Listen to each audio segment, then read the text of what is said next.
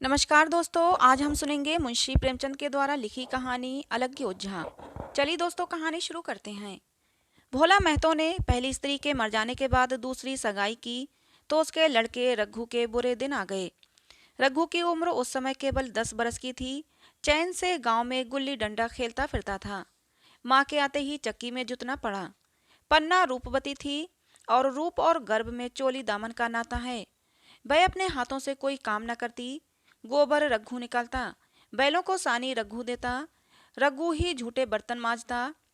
भोला की आंखें कुछ ऐसी फिरी कि उसे रघु में सब बुराइयां ही बुराइयां नजर आने लगीं। पन्ना की बातों को वह प्राचीन मर्यादानुसार आंखें बंद करके मान लेता। रघु की शिकायतों की जरा भी परवाह न करता। नतीजा ये हुआ कि रघु ने शिकायत करना ही छोड़ दिया। किसके सामने रोए? बाप ही नहीं रहा। सारा गांव उसका दुश्मन था। सब कहते बड़ा जिद्दी लड़का है। पन्ना को तो कुछ समझता ही नहीं। बेचारी उसका दुलार करती है, खिलाती है, पिलाती है। ये उसी का फल है। अगर कोई दूसरी औरत होती तो निभा न होता। वह तो कहा, पन्ना इतनी सीधी सादी है कि निभा हो जाता है। सबल की शिकायतें सब सुनते हैं, निर्बल की फरियाद भी कोई नहीं सुनता। रघु का हृदय माँ की ओर से दिन दिन फटता जाता था। यहाँ तक कि 8 साल गुजर गए और एक दिन भोला के नाम भी मृत्यु का संदेश आ पहुंचा। पन्ना के 4 बच्चे थे, 3 बेटे और 1 बेटी। इतना बड़ा खर्च और कमाने वाला कोई नहीं। रघु अब क्यों बात पूछने लगा? ये मानी हुई बात थी। अपनी स्त्री लाएगा और अलग रहेगा। स्त्री आकर और भी आग लगाएगी। पन्ना को चारों ओर अंधेरा ही अंधेरा दिखाई देता था। पर कुछ भी हो, वह रघु की आश्रय तो बनकर नहीं रहेगी। जिस घर में उसने राज किया उसमें अब लौंडी ना बनेगी। जिस लौंडे को अपना गुलाम समझा उसका मुंह न ताकेगी। वह सुंदर थी। अवस्था भी अभी कुछ ऐसी ज्यादा न थी। जवानी अपनी पूरी बहार पर थी। क्या वह कोई दूसरा घर नहीं कर सकती? यही न होगा कि लोग हंसेंगे बला से। उसकी बरादरी में क्या ऐसा होता नहीं? ब्राह्मण ठाकुर थोड़ी ही थी कि नाक कट जाएगी। यह तो ऊंची जाति वालों में होता है कि घर में चाहे जो कुछ करो, बाहर पर्दा ढका रहे। वह तो संसार को दिखाकर दूसरा घर कर सकती है। फिर वह रघु की दबैल बनकर क्यों रहे? भोला को मरे 1 महीना गुजर चुका था। संध्या हो गई थी। पन्ना इसी चिंता में पड़ी हुई थी कि अचानक उसे ख्याल आया, लड़के घर में नहीं हैं। ये बैलों की सानी पानी की और लौटने का टाइम है। कहीं कोई लड़का उनके नीचे ना आ जाए। अब द्वार पर कौन है जो उनकी देखभाल करेगा? रघु को मेरे लड़के फूटी आंखों नहीं भाते। कभी हंसकर नहीं बोलता।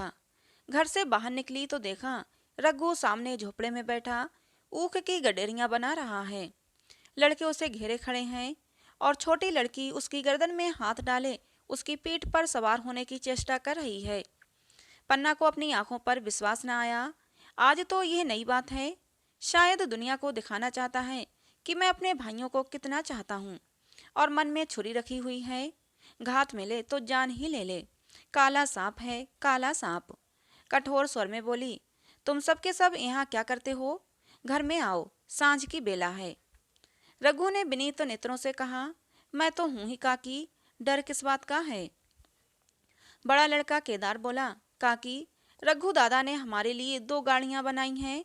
ये देखो, एक पर हम और खुन्नू बैठेंगे, दूसरी पर लक्ष्मण और छुनिया। दादा दोनों गाड़ियां खींचेंगे। ये कहकर वह एक कोने से 2 छोटी छोटी गाड़ियां निकाल लाया। 4 4 पहिए लगे थे। बैठने के लिए तख्ते और रोक के लिए दोनों तरफ बाजू थे। पन्ना ने आश्चर्य से पूछा, ये गाड़ियां किसने बनाई? केदार ने चिढ़कर कहा, रघु दादा ने बनाई हैं। भगत के घर से वसूला और रुखानी मांग लाए और चटपट बना दी। खूब दौड़ती हैं काकी। बैठ खुन्नू, मैं खींचूं। खुन्नू गाड़ी में बैठ गया और केदार खींचने लगा। रघु ने छुनिया को भी गाड़ी में बिठा दिया और गाड़ी खींचता हुआ दौड़ा। तीनों लड़के तालियां बजाने लगे। पन्ना चकित तो नेत्रों से ये दृश्य देख रही थी और सोच रही थी कि ये वही रघु है या कोई और। थोड़ी देर के बाद दोनों गाड़ियां लौटी। लड़के घर में जाकर इस यान यात्रा के अनुभव को बयान करने लगे। कितने खुश थे सब, मानो हवाई जहाज पर बैठ आए हों।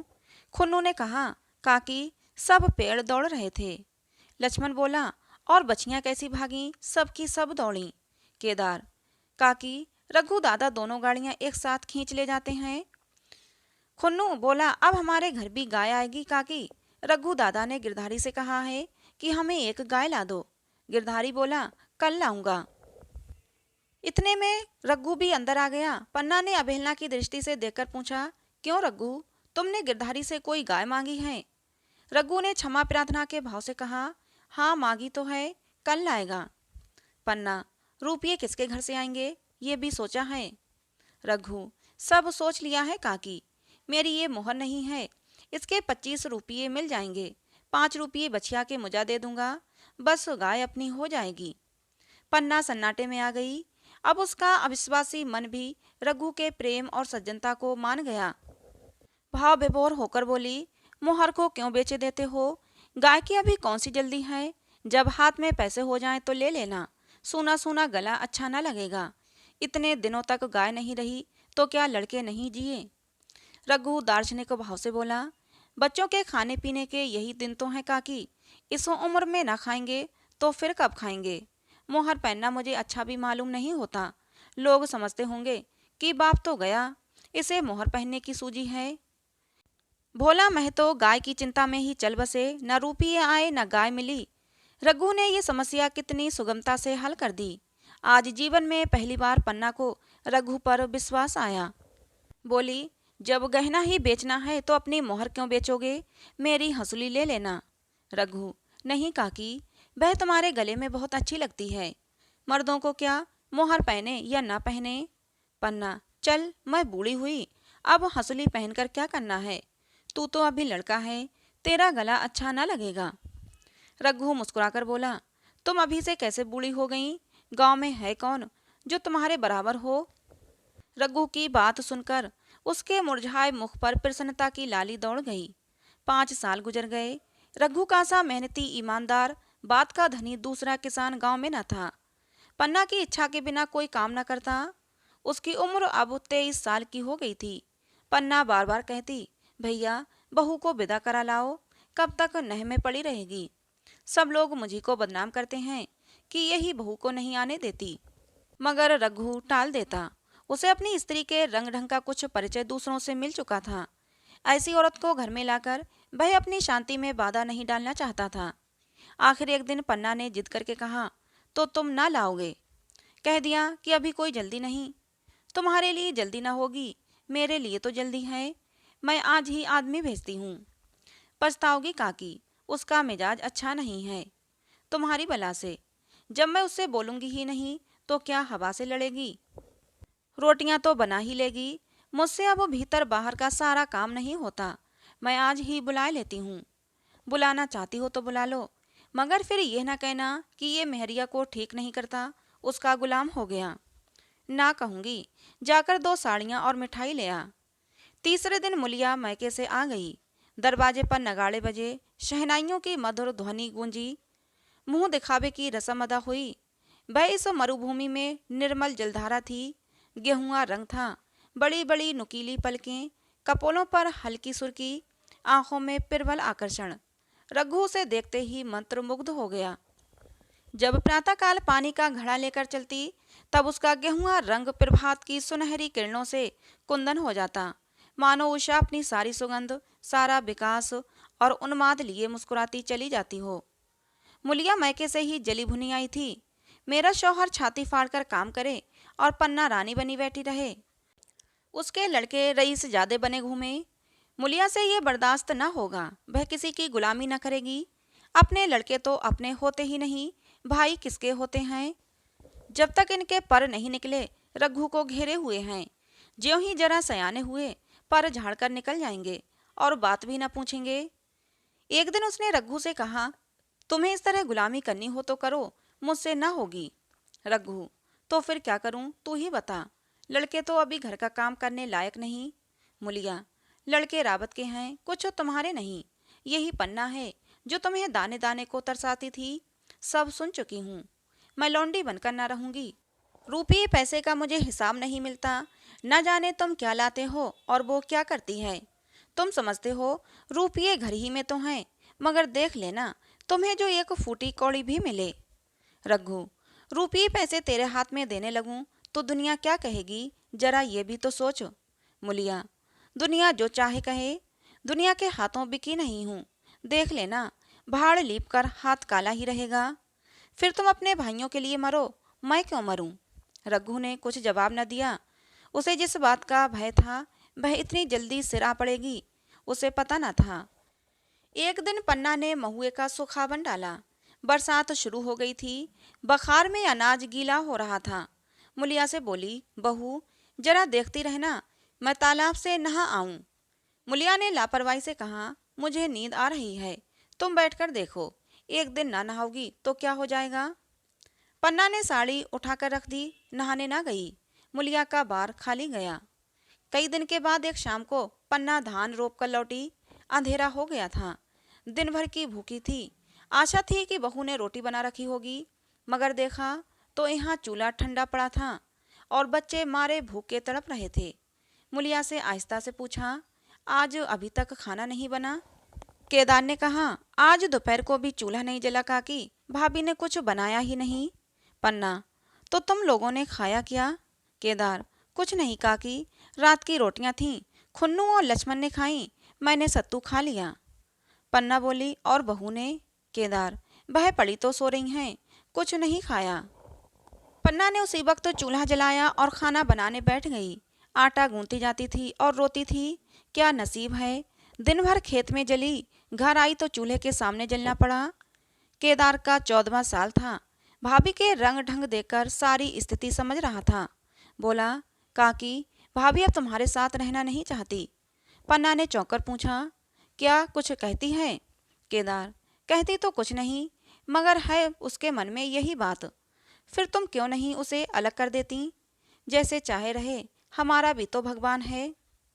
पन्ना ने दांतों से जीभ दबाकर कहा, चुप, मेरे सामने ऐसी बात भूल कर भी ना कहना। रघु तुम्हारा भाई नहीं, तुम्हारा बाप है। मुलिया से कभी बोलोगे तो समझ लेना, जहर खा लूंगी। दशहरे का त्योहार आया। इस गांव से कोस भर एक पूर्वे में मेला लगता था। गांव के सब लड़के मेला देखने चले। पन्ना भी लड़कों के साथ चलने को तैयार हुई, मगर पैसे कहाँ से आए? कुंजी तो मुलिया के पास थी। रघु ने आकर मुलिया से कहा, लड़के मेला देखने जा रहे हैं, सबको 2-2 पैसे दे दो। मुलिया ने त्योरियां चढ़ाकर कहा, पैसे घर में नहीं हैं। रघु, अभी तो तिलहन बिका था, क्या इतनी जल्दी रुपये उठ गए? मुलिया, हाँ उठ गए तो। रघु, कहाँ उठ गए, जरा सुनूं तू। आज त्योहार के दिन लड़के मेला देखने न जाएंगे क्या? मुलिया, अपनी काकी से कहो पैसे निकालें, गाड़ कर रखकर क्या करेंगी? रघु ने पैसे निकालने के लिए खूंटी पर टंगी कुंजी पर हाथ रखा। मुलिया ने हाथ पकड़ लिया और बोली, कुंजी मुझे दे दो, नहीं तो ठीक ना होगा। खाने पहनने को भी चाहिए, कागज किताब को भी चाहिए, उस पर मेला देखने को भी चाहिए। हमारी कमाई इसलिए नहीं कि दूसरे खाएं और मूछों पर ताव दें। पन्ना ने कहा, अगर पैसे नहीं हैं तो लड़के मेला देखने ना जाएंगे। रघु ने कहा, मेला देखने क्यों ना जाएंगे, सारा गांव जा रहा है, हमारे ही लड़के ना जाएं। ये कहकर रघु ने अपना हाथ छुड़ा लिया और पैसे निकाल कर लड़कों को दे दिए। मगर कुंजी जब मुलिया को देने लगा तब उसने उसे आंगन में फेंक दिया और मुंह लपेट कर लेट गई। लड़के मेला देखने ना गए। इसके बाद 2 दिन गुजर गए। मुलिया ने कुछ नहीं खाया और पन्ना भी भूखी रही। रघु कभी कभी इसे मनाता तो कभी उसे, पर ये न उठती और न वो उठती। आखिर रघु ने हैरान होकर मुलिया से पूछा, कुछ मुंह से बात तो कहो, आखिर चाहती क्या हो? मुलिया ने धरती को संबोधित करके कहा, मैं कुछ नहीं चाहती, मुझे मेरे घर पहुंचा दो। रघु, अच्छा उठ, बना खा, पहुंचा दूंगा। मुलिया ने रघु की ओर आंखें उठाईं। रघु उसकी सूरत देखकर डर गया। वह माधुर्य, वह मोहकता और वह लावण्य गायब हो गया था। दांत निकल आए थे, आंखें फट गई थीं और नथने फड़क रहे थे। अंगारे की सी लाल आंखों से देखकर बोली, अच्छा तो काकी ने यह सलाह दी है, यह मंत्र पढ़ाया है, तो मैं भी यहाँ कच्ची नहीं हूँ, उन्हीं की छाती पर मूंग दलूंगी, हो किस फेर में। रघु, अच्छा तो मूंग ही दल लेना, कुछ खा पी तो ले, तभी तो मूंग दल सकेगी। मुलिया, अब तो तभी मुंह में पानी डालूंगी जब घर अलग हो जाएगा, बहुत झेल चुकी, अब नहीं झेला जाता। रघु उसकी बात सुनकर सन्नाटे में आ गया। एक दिन तक उसके मुंह से आवाज ही ना निकली। अलग होने की उसने स्वप्न में भी कल्पना न की थी। उसने गांव में 2-4 परिवारों को अलग होते देखा था। वह खूब जानता था, रोटी के साथ साथ लोगों के हृदय भी अलग हो जाते हैं, अपने हमेशा के लिए गैर हो जाते हैं। फिर उनमें वही नाता रह जाता है जो गांव के आदमियों में रह जाता है।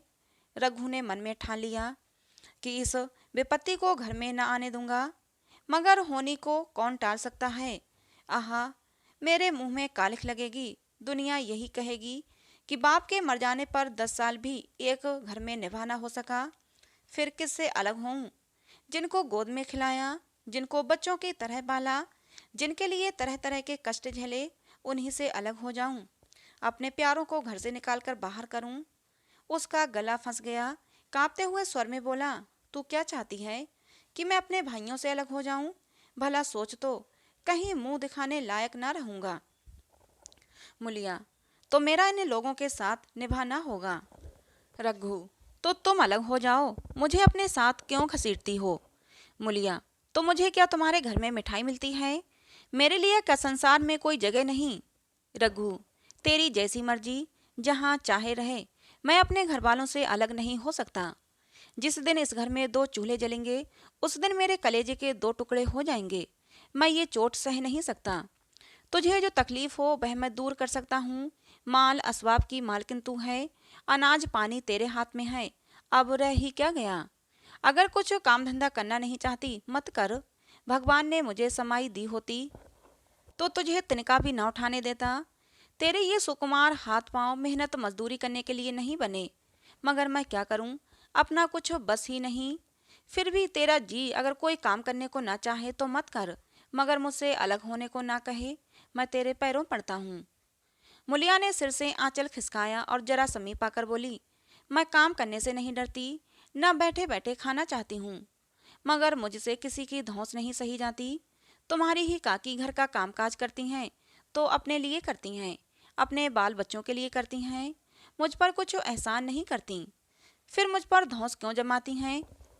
मैं अपनी आंखों से ये नहीं देख सकती कि सारा घर तो चैन करे, जरा जरा से बच्चे दूध पिएं, और जिनके बलबूते पर गृहस्थी बनी हुई है वह मट्ठे को भी तरसे, कोई उसका पूछने वाला ना हो। जरा अपना मुंह तो देखो, कैसी सूरत निकल आई है। औरों के तो 4 बरस में अपने पट्टे तैयार हो जाएंगे, तुम तो 10 साल में ही खाट पर पड़ जाओगे। बैठ जाओ, खड़े क्यों हो? क्या मारकर भागोगे? मैं तुम्हें जबरदस्ती ना बांध लूंगी। अगर जानती ऐसे निर्मोहिए से पाला पड़ेगा तो इस घर में भूल कर भी ना आती।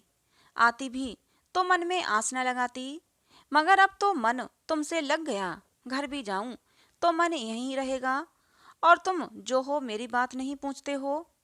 मुलिया की ये रसीली बातें रघु पर कोई असर न डाल सकीं। वह उसे उसी रुखाई से बोला, मुलिया, मुझसे ये ना होगा।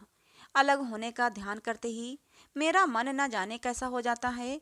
ये चोट मुझसे सही न जाएगी। मुलिया ने परिहास करके कहा, तो चूड़ियां पहनकर अंदर बैठो। लाओ, मैं मूछें लगा लूं।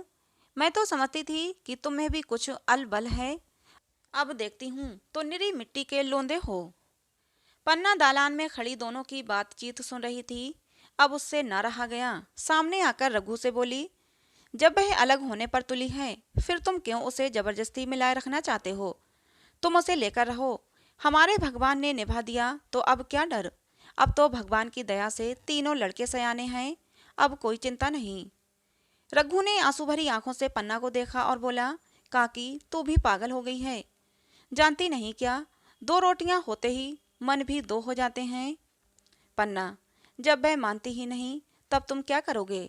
भगवान की मर्जी होगी तो कोई क्या करेगा?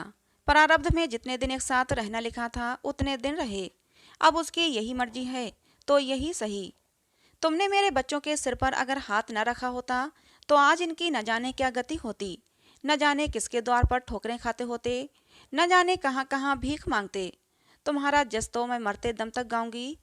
अगर मेरी खाल तुम्हारे जूते बनाने के काम आए तो खुशी से दे दूं, चाहे तुमसे अलग हो जाऊं। जिस भी घड़ी पुकारोगे कुत्ते की तरह दौड़ी आऊंगी। ये भूल कर भी न सोचना कि तुमसे अलग होकर मैं तुम्हारा बुरा सोचूंगी। जिस दिन तुम्हारा अनभल मेरे मन में आएगा उसी दिन विष खाकर मर जाऊंगी। भगवान करे तुम दूधो नहाओ पूतो फलो, मरते दम तक यही आशीष मेरे रोए रोए से निकलती रहेगी।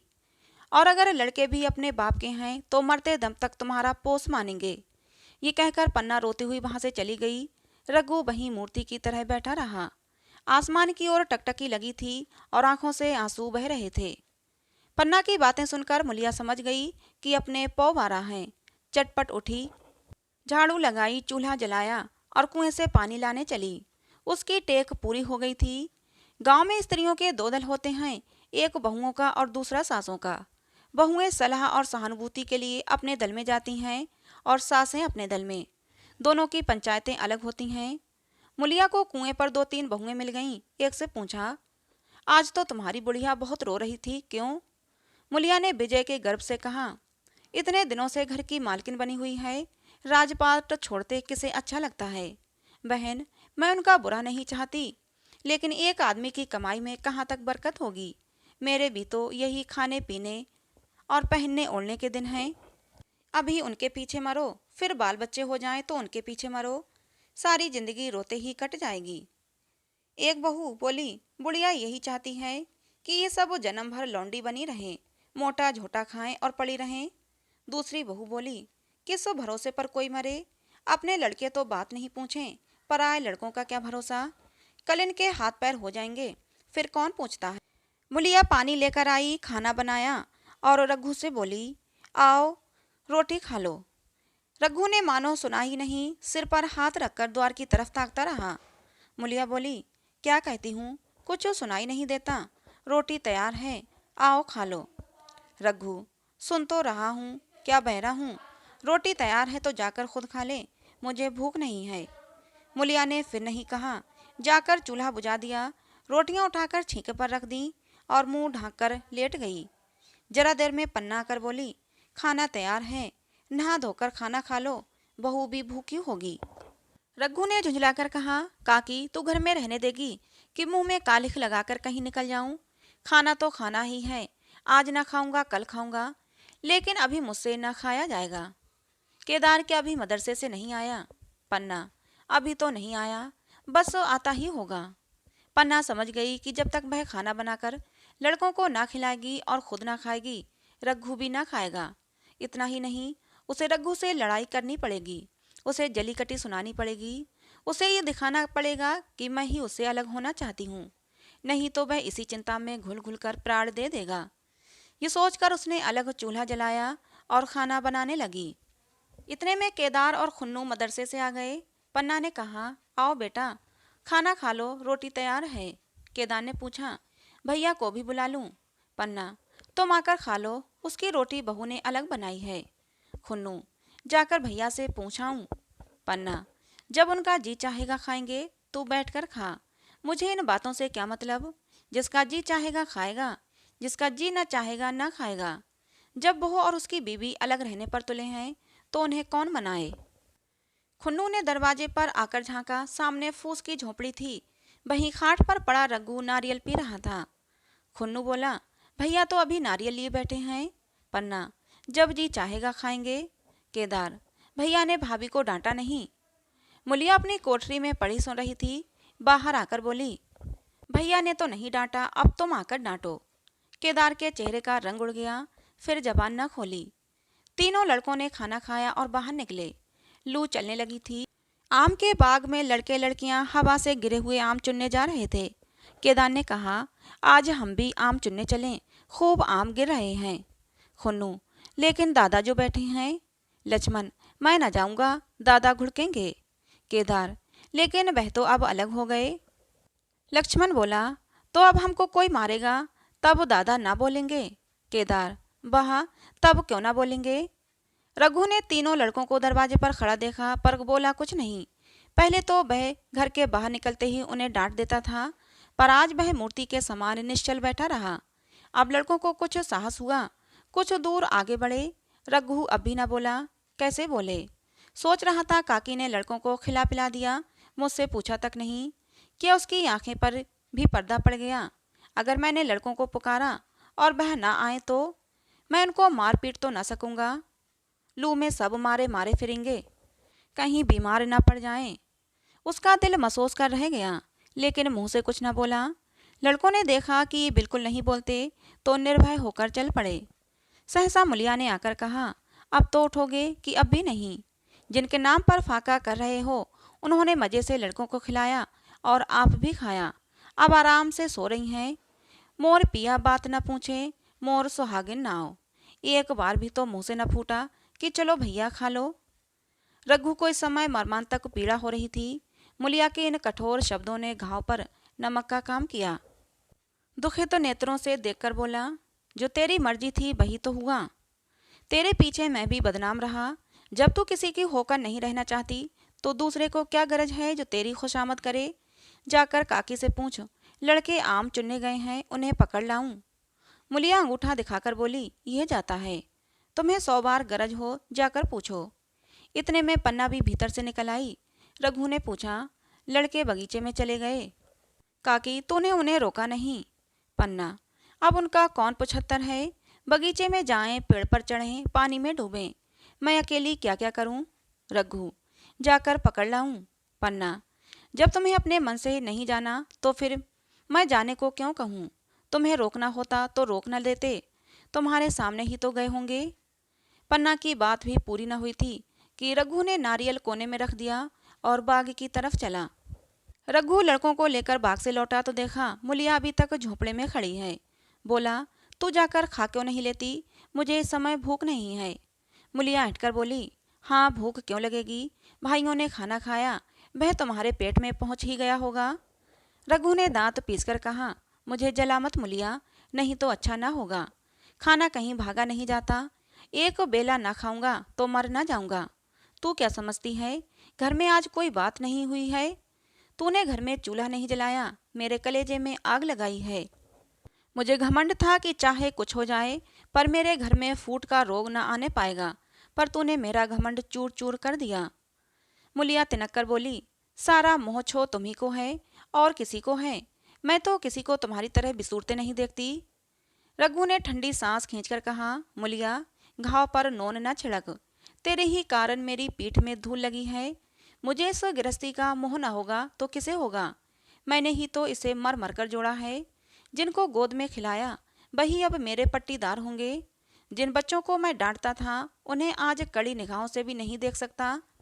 अगर उनके भले के लिए कोई बात करूं तो दुनिया यही कहेगी कि ये अपने भाइयों को लूटे लेता है। मुलिया, मैं कसम रखा दूंगी, नहीं तो चुपके से चलो।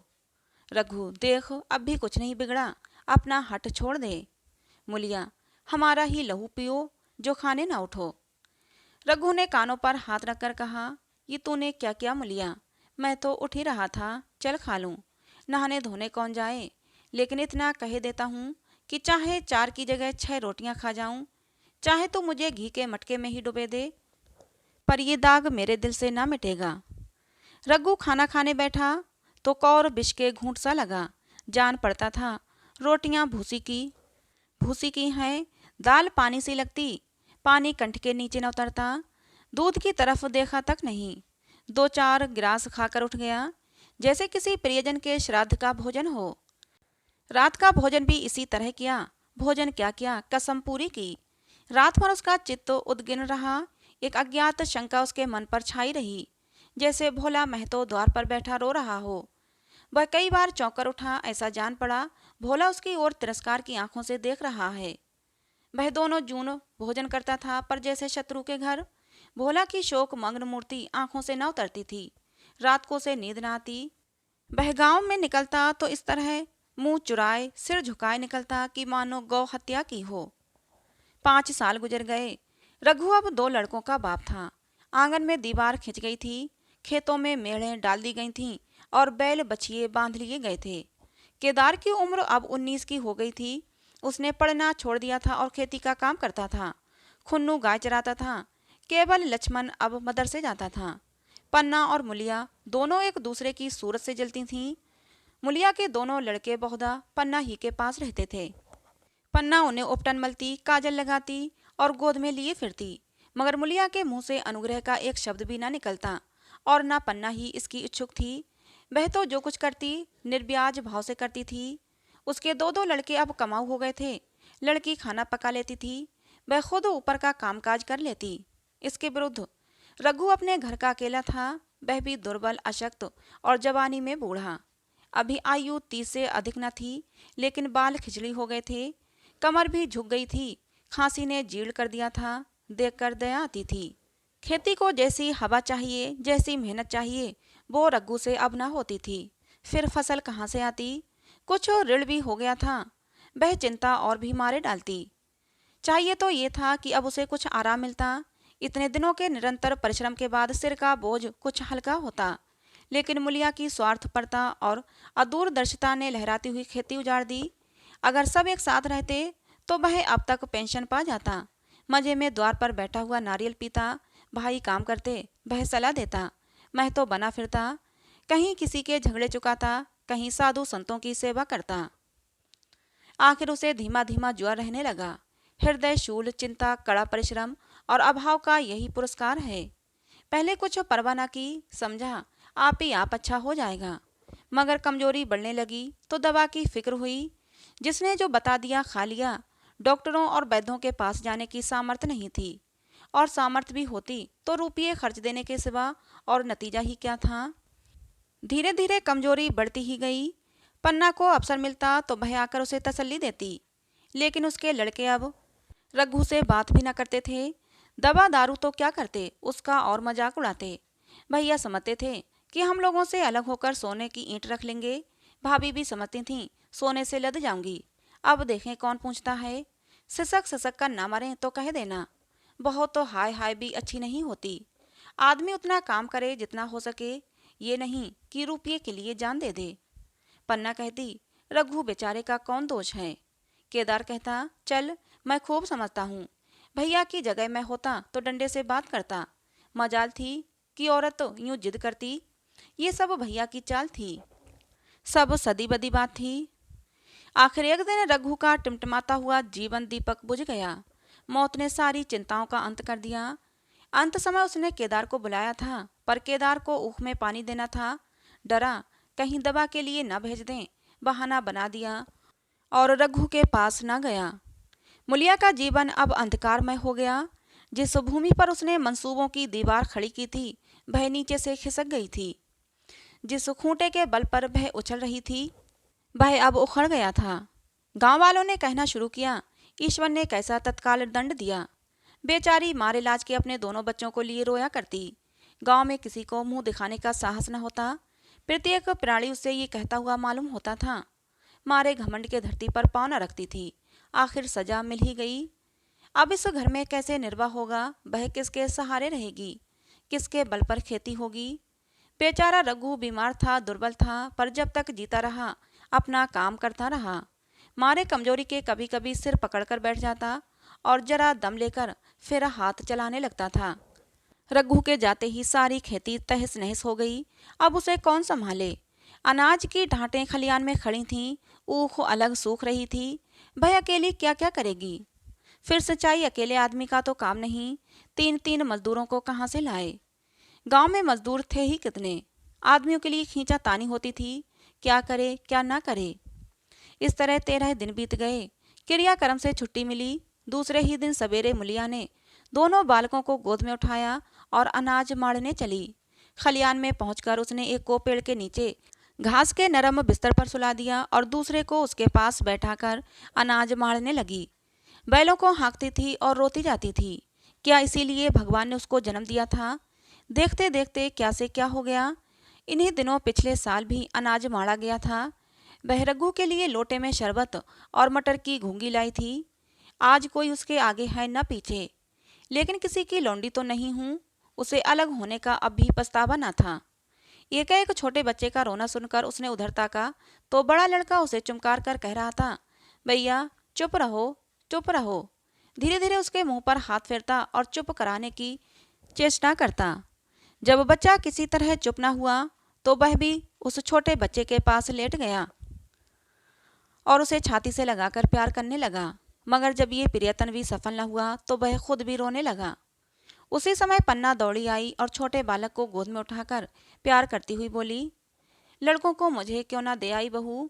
हाय हाय, बेचारा धरती पर पड़ा लौट रहा है। जब मैं मर जाऊं तो जो चाहे करना, अभी तो जीती हूँ। अलग हो जाने से बच्चे तो नहीं अलग हो गए? मुलिया ने कहा, तुम्हें भी तो छुट्टी नहीं थी अम्मा, क्या करती? पन्ना, तो तुझे यहाँ आने की ऐसी क्या जल्दी थी? घर में 3-3 लड़के हैं, किस दिन काम आएंगे? केदार तो कल ही मारने को कह रहा था, पर मैंने कहा पहले ऊख में पानी दे लो, फिर मारना। मड़ाई तो 10 दिन बाद भी हो सकती है। ऊख की सिंचाई न हुई तो सूख जाएगी। परसों तक खेत तो पुड़ जाएगा, तब मड़ाई हो जाएगी। तुझे विश्वास ना आएगा, जब से भैया मरे हैं केदार को बड़ी चिंता है। दिन में 100-100 बार पूछता है, भाभी बहुत रोती तो नहीं, देख लड़के भूखे तो नहीं। कोई लड़का रोता है तो दौड़ा आता है, देख अम्मा क्या हुआ, बच्चा क्यों रोता है? कल रोकर बोला कि अम्मा, अगर मैं जानता कि भैया इतनी जल्दी चले जाएंगे तो उनकी कुछ सेवा कर लेता। खुन्नू कल बोला, पहले हम अपनी ऊख में पानी देंगे, तब भैया की ऊख में देंगे। इस पर केदार ने ऐसा डांटा कि खुन्नू के मुंह से फिर बात ना निकली। बोला, कैसी तुम्हारी और कैसी हमारी ऊख? भैया ने जिला ना लिया होता तो आज या तो मर गए होते या कहीं भीख मांगते होते। आज तुम बड़े ऊख वाले बने हो, ये उन्हीं का पुण्य प्रताप है कि आज भले आदमी बने बैठे हो। परसों रोटी खाने को बुलाने गई तो मड़ैया में बैठा रो रहा था। पूछा क्यों रोता है तो बोला, अम्मा, भैया इसी अलग योजना के दुख से मर गए। नहीं, अभी उनकी उम्र ही क्या थी। ये कहकर पन्ना ने मुलिया की ओर संकेत पूर्ण दृष्टि से देखकर कहा, तुम्हें तो वह अलग न रहने देगा बहू। कहता है भैया हमारे लिए मर गए तो हम भी उनके बाल बच्चों के लिए क्या मर जाएंगे? मुलिया की आंखों से आंसू जारी थे। पन्ना की बातों में आज सच्ची वेदना, सच्ची सांत्वना और सच्ची चिंता भरी हुई थी। मुलिया का मन कभी उसकी ओर इतना आकर्षित न हुआ था। जिनसे उसे व्यंग और प्रतिकार का भय था, वे इतने दयालु, इतने शुभेच्छु हो गए थे, उसे यकीन न आता था। आज पहली बार उसे अपनी स्वार्थपरता पर लज्जा आई। पहली बार आत्मा ने अलग योज्य पर धिक्कारा। इस घटना को 5 साल गुजर गए। पन्ना आज बूढ़ी है, केदार घर का मालिक है और मुलिया घर की मालकिन है। खुन्नू और लक्ष्मण के विवाह हो चुके हैं, मगर केदार अभी तक कुंवारा है। कहता है मैं विवाह ना करूंगा। कई जगहों से बातचीत हुई, कई सगाइयां आईं, पर उसने हामी ना भरी। पन्ना ने कंपे लगाए, जाल फैलाए, पर वो उनमें ना फंसा। कहता औरत से कौन सुख, मेहरिया घर में आएगी और आदमी का मिजाज बदला, फिर जो कुछ है वह मेहरिया है। माँ बाप भाई बंधु सब पराए हैं। जब भैया जैसे आदमी का मिजाज बदल गया तो फिर दूसरों की क्या गिनती। 2 लड़के भगवान के दिए हैं और क्या चाहिए। बिना ब्याह किए 2 बेटे मिल गए, इससे बढ़कर और क्या होगा। जिसे अपना समझो वह अपना है, जिसे गैर समझो वह गैर है। एक दिन पन्ना ने कहा, तेरा वंश कैसे चलेगा? केदार, मेरा वंश तो चल रहा है, दोनों लड़कों को अपना ही समझता हूँ। पन्ना बोली, अगर ऐसा है तो तू मुलिया को भी अपनी मेहरिया समझता होगा। केदार ने झेपते हुए कहा, तुम तो गाली देती हो अम्मा। पन्ना, गाली कैसी, तेरी भाभी ही तो है। केदार, मेरे जैसे लठ गवार को वह क्यों पूछने लगी? पन्ना, तू कन्ने को कहे तो मैं उससे पूछूं? नहीं अम्मा, कहीं रोने गाने न लगे। अगर तेरा मन हो तो मैं बातों बातों में उसके मन की था लूं। केदार, मैं नहीं जानता अम्मा, जो चाहे कर। पन्ना केदार के मन की बात समझ गई। लड़के का दिल मुलिया पर आया हुआ है, पर संकोच और भय के मारे कुछ नहीं कहता। उसी दिन उसने मुलिया से कहा, क्या करूं बहू, मन की लालसा मन में रह गई। केदार का घर भी बस जाता तो मैं निश्चिंत हो जाती। मुलिया, वह तो कन्ने को बोलते ही नहीं। पन्ना, कहता है ऐसी औरत मिले जो घर में मेल से रहे तो कर लूं। मुलिया, ऐसी औरत कहाँ मिलेगी, कहीं ढूंढी? पन्ना, मैंने तो ढूंढ लिया है। मुलिया, सच, किस गांव की है? पन्ना, अभी न बताऊंगी। ये जानती हूँ कि उसे केदार की सगाई हो जाए तो घर बन जाए और केदार की जिंदगी भी सफल हो जाए, लेकिन न जाने लड़की मानेगी कि नहीं। मुलिया, मानेगी क्यों नहीं अम्मा, ऐसा सुंदर कमाऊ सुशील बर और कहाँ मिलेगा उस जन्म का। कोई साधु महात्मा है, नहीं तो लड़ाई झगड़े के डर से कौन बिन ब्याहा रहता है। कहाँ रहती है, मैं जाकर उसे मना लाऊंगी। पन्ना, तू चाहे तो उसे मना सकती है। मुलिया, ठीक है अम्मा, मैं आज ही चली जाऊंगी और अम्मा उसके पैरों पड़कर उसे मना लाऊंगी। पन्ना, बता दूं, वह तू ही तो है। मुलिया लजाकर बोली, अम्मा तुम तो गाली देती हो। पन्ना, गाली कैसी, तेरा देवर ही तो है। मूलिया, मुझे जैसी बुढ़िया को वह क्यों पूछेंगे? पन्ना, वह तुझी पर दांत लगाए बैठा है, तेरे सिवा और कोई उसे भाती ही नहीं, डर के मारे कहता नहीं, पर उसके मन की बात मैं जानती हूँ। वैदव्य के शौक से मुरझाया हुआ मुलिया का पीत बदन कमल की भांति अरुण हो गया। 10 वर्षों में जो कुछ खोया था, वह इसी एक क्षण में मानो ब्याज के साथ मिल गया। वही लावण्य, वही विकास, वही आकर्षण और वही लोच। तो दोस्तों, ये कहानी थी मुंशी प्रेमचंद के द्वारा लिखी, जिसका नाम था अलग योद्धा। कहानी कैसी लगी जरूर बताना। पसंद आई हो तो प्लीज़ लाइक करना, चैनल को सब्सक्राइब करना। कहानी को अंत तक सुनने के लिए आप लोगों का बहुत बहुत धन्यवाद। मिलते हैं दोस्तों अगली किसी नई कहानी में।